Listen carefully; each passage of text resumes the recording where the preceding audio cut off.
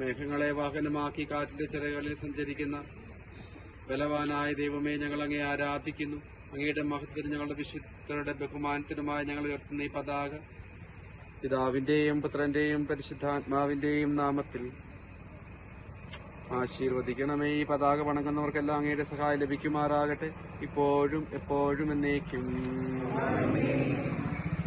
താവാം മിശിഹാതൻ കാരുണ്യവും താതനാം ദൈവത്തിൻ സംപ്രീതിയും പരിശുദ്ധാത്മാവിൻ സഹവാസവും നമ്മിലുണ്ടാകേണമെന്നുമെന്നും നമ്മിലുണ്ടാകേണമെന്നുമെന്നും.